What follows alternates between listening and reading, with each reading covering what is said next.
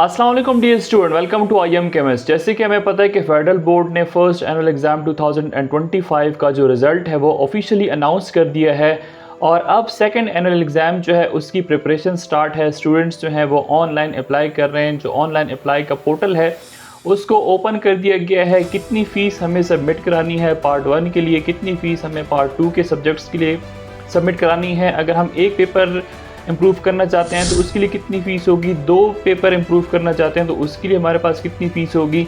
SSC annual exam 2025 जो है वो कब से स्टार्ट होने जा रहा है, कौन से स्टूडेंट्स ऐसे हैं जो कि अप्लाई कर सकते हैं इम्प्रूवमेंट की का एग्ज़ाम देने के, कितने फ़ायदे हैं और कितने नुकसानात जो हैं उसका हमें सामना करना पड़ सकता है। तो ये सारी की सारी बातें आपको इंशाल्लाह इस वीडियो में क्लियर हो जाएंगी। अगर आप फेडरल बोर्ड के स्टूडेंट हैं या इवन आप किसी भी बोर्ड के स्टूडेंट हैं तो आपने अगर अब तक हमारे चैनल को सब्सक्राइब नहीं किया तो हमारे चैनल को सब्सक्राइब कर लें, क्योंकि आपके बोर्ड्स के हवाले से जो भी लेटेस्ट न्यूज़ नोटिफिकेशंस आती हैं तो वो आपके साथ शेयर की जाती हैं। सो डियर स्टूडेंट, सबसे पहले अगर हम बात करते हैं सेकेंड एनुअल एग्ज़ाम 2025 का, तो वेडनेसडे 10 सितंबर 2025 से सेकेंड एनुअल एग्ज़ाम जो है वो स्टार्ट होगा इंशाल्लाह। और उसके बाद अगर हम बात करते हैं जो रेगुलर स्टूडेंट्स हैं या जो एक्स स्टूडेंट्स हैं और या जो प्राइवेट स्टूडेंट्स हैं जिनकी रजिस्ट्रेशन हो चुकी है बोर्ड के साथ, तो उनके लिए जो ऑनलाइन पोर्टल है उसको ओपन कर दिया गया है। आपके साथ मैंने वीडियो शेयर की थी कि आप लोग कैसे जो है तो घर बैठ के अपने आप को ऑनलाइन रजिस्टर्ड करवा सकते हैं फेडरल बोर्ड के साथ। आप घर बैठ के कैसे अप्लाई कर सकते हैं। तो डियर स्टूडेंट्स, उसकी जो डेट है वो ऑलरेडी मतलब रजिस्ट्रेशन स्टार्ट हो चुकी है। लास्ट डेट जो है वो 1 अगस्त 2025 है। आप पहले अगस्त तक अप्लाई कर सकते हैं नॉर्मल फ़ीस के साथ। अगर आप किसी भी वजह से अप्लाई नहीं कर सकेंगे तो फिर 2 अगस्त से 8 अगस्त तक आप डबल फ़ीस के साथ जो है तो अप्लाई कर सकते हैं। ठीक है, डेट्स याद रखें, 2 अगस्त से 8 अगस्त तक आप लोग फिर सेकंड फ़ीस के साथ अप्लाई करेंगे, मतलब आपकी जो फ़ीस है वो ज़्यादा हो जाएगी। इसी तरह अगर कोई स्टूडेंट जो है वो डबल फ़ीस के साथ भी अप्लाई नहीं कर पाता इन डेट्स में, तो उनके पास एक और चांस भी होगा ट्रिपल फ़ीस के साथ अप्लाई करने की। तो वो जो डेट है वो 9 अगस्त से लेकर 13 अगस्त तक है। उसके बाद आप फिर ऑनलाइन ख़ुद को रजिस्टर्ड नहीं करवा सकेंगे। डियर स्टूडेंट्स, अगर आपका मूड बनता है, अगर आपके मार्क्स कम हैं और अगर आप वाकई में अपने मार्क्स को इम्प्रूव करना चाहते हैं तो आप लाजमी फ़र्स्ट जो नॉर्मल फ़ीस है उसके साथ अप्लाई करने की कोशिश करें। अदरवाइज़ फिर आपको एक्स्ट्रा जो है तो पैसे जो है वो पे करने पड़ेंगे। डियर स्टूडेंट्स, अगर हम बात करते हैं इनकी फ़ीस की, तो फ़ी जो है अगर आप रेगुलर स्टूडेंट्स हैं या एक्स स्टूडेंट हैं या रजिस्टर्ड कैंडिडेट हैं, ठीक है, तो आपके लिए जो फ़ीस रखी गई है वो है 2500 रुपीज़। ठीक है, फर्स्ट जो एसएससी फर्स्ट जो है मतलब 9th क्लास के अगर आप पेपर देते हैं, चाहे अगर आप एक पेपर देते हो या आप 2 पेपर देते हो या 3 देते हो या इवन सारे सब्जेक्ट्स देते हो, तब भी आपको 2500 रुपये जो है वो डिपॉज़िट कराने होंगे। और अगर आप 10th का भी एग्ज़ाम देते हैं साथ में, मतलब 10th के पेपर्स देते हो या 10th का आपने एक पेपर देने हैं, 2 देने हैं, 3, 4, 5 जितने पेपर्स आप लोग देना चाहते हो या सारे देना चाहते हो, तब भी आपको 2500 रुपये जो है वो जमा कराने होंगे। अब अगर एक स्टूडेंट है वो 9th के पेपर भी इम्प्रूव करता है और 10th के भी इम्प्रूव करता है तो उसको 2500 जमा 2500 5000 रुपये जो है वो डिपॉजिट कराने होंगे। अगर सिर्फ 9th की आपके पेपर की इम्प्रूवमेंट है तो फिर आप लोगों को सिर्फ और सिर्फ 2500 रुपये डिपॉजिट कराने हैं। इसी तरह अगर सिर्फ 10th का है तो फिर आपको 2500 रुपये जो है वो डिपॉजिट कराने होंगे। डियर स्टूडेंट्स, ये सिर्फ और सिर्फ इम्प्रूवमेंट केसेस के लिए नहीं है। वो स्टूडेंट्स जिन्होंने एसएससी फर्स्ट एनुअल एग्ज़ाम 2025 नहीं दिया था या जो अभी अपने आप को रजिस्टर्ड करवाना चाहते हैं बोर्ड के साथ, तो उनके लिए भी फीसेस जो हैं वो सेम है। अब यहाँ पे दूसरी कैटेगरी जो नॉन रजिस्टर्ड स्टूडेंट्स हैं या बाकी बोर्ड से जो आएंगे, ठीक है, तो उनके लिए फ़ीस जो है वो 4000 रुपीज़ है। क्लास 9 की 4000 रुपीज़ है। इसी तरह क्लास 10th की भी 4000 रुपीज़ जो है वो रखी गई है। अब इसमें से बाकी स्टूडेंट्स के 2500 है, नॉन रजिस्टर्ड स्टूडेंट्स की जो है वो 4000 फ़ीस इसलिए है कि इसमें से 1500 रुपये जो है ये आपकी बोर्ड के साथ रजिस्ट्रेशन की फ़ीस आपसे कलेक्ट की जाएगी, इसलिए आपकी जो फ़ीस है वो 4000 रुपीज़ जो है वो रखी गई है। अभी अगर हम कोर्स की बात करते हैं तो जो आपने कोर्स पढ़ा, ठीक है, जो करंट कोर्स है या सिलेबस है उसी में से ही आपका सेकेंड एनुअल एग्ज़ाम जो है वो कंडक्ट किया जाएगा। कोर्स में कोई भी तब्दीली नहीं की जाएगी।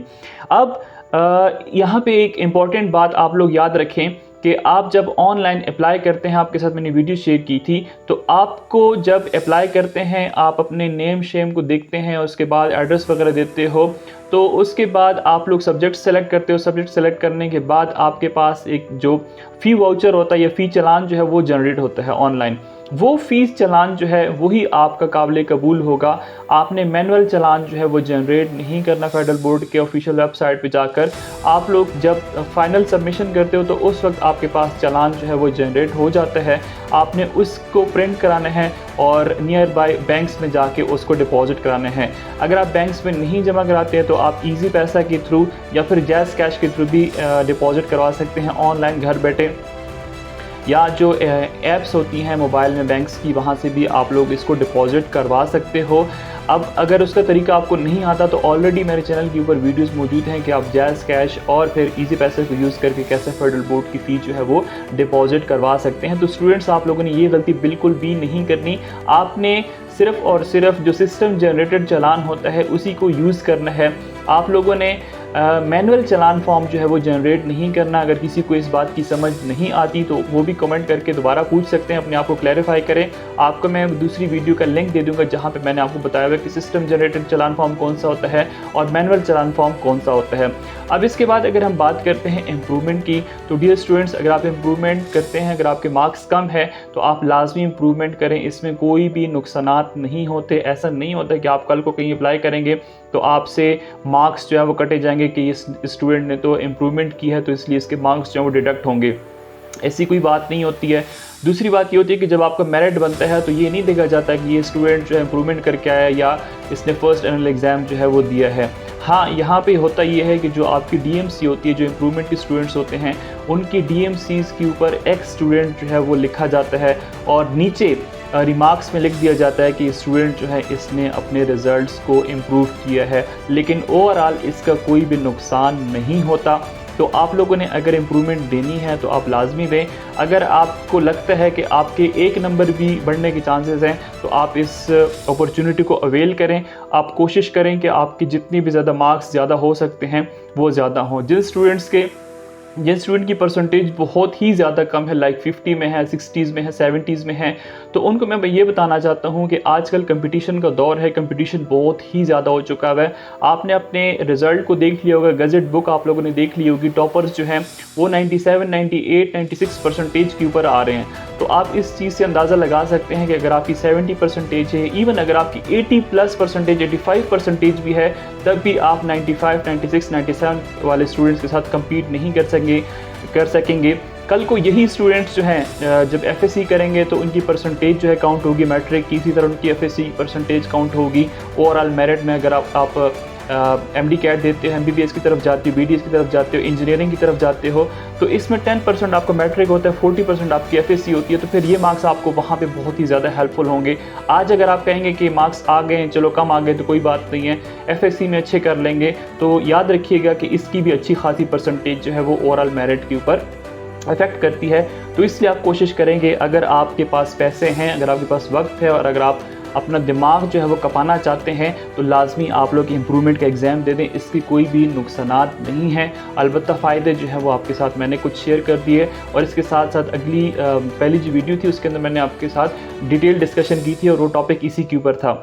अच्छा, अब स्टूडेंट यहाँ पे अगली बात याद रखें कि अगर आप प्रैक्टिकल एग्ज़ाम्स देते हैं तो अगर आपने क्लास 9th और 10th दोनों के वो सब्जेक्ट्स इंप्रूव करने हैं जिनमें प्रैक्टिकल होता है, तो फिर आपको प्रैक्टिकल जो है वो दोबारा से देना पड़ेगा। लाइक अगर एक बच्चा है क्लास 9 की बायो इंप्रूव करता है, क्लास 10th की बायो इंप्रूव करता है, तो उसको फिर प्रैक्टिकल एग्ज़ाम देना पड़ेगा। लेकिन अगर एक बच्चा है वो क्लास 9 की बायो इंप्रूव करता है, क्लास 10th की नहीं करता, तो फिर उसके पास चॉइस होगा, वो अगर प्रैक्टिकल एग्ज़ाम दे या ना दे उससे कोई फ़र्क नहीं पड़ता। इसी तरह अगर 10th का बच्चा है वो 10th की बायो इंप्रूव करता है लेकिन क्लास 9th की नहीं करना चाहता, तब भी उसको प्रैक्टिकल एग्ज़ाम जो है वो देने की ज़रूरत नहीं पड़ेगी।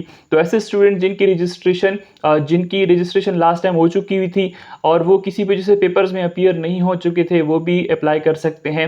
एज अ फ्रेश अप्लाई हो सकता है उनके लिए, वो अपीयर हो सकते हैं एग्ज़ाम में। और इसी तरह जो स्टूडेंट्स अप्लाई करेंगे वो सिर्फ़ और सिर्फ ऑनलाइन ही अप्लाई करेंगे। जो रजिस्टर्ड स्टूडेंट्स हैं या जो एक्स स्टूडेंट्स हैं, एक्स स्टूडेंट्स उनको कहते हैं जिन्होंने एक स्कूल से मैट्रिक पास किया, अब वो दोबारा से एग्ज़ाम देना चाहते हैं, तो वो उस स्कूल के एक्स स्टूडेंट्स जो हैं वो बन जाते हैं, ठीक है। जो EX लिखा होता है दैट इज़ एक्स स्टूडेंट, तो आप अप्लाई कर सकते हैं। जो नॉन रजिस्टर्ड स्टूडेंट्स हैं उनके लिए ये बात लिखी हुई है कि उन्होंने हार्ड फॉर्म में अपने डॉक्यूमेंट्स जो हैं वो बोर्ड को सबमिट कराने होंगे।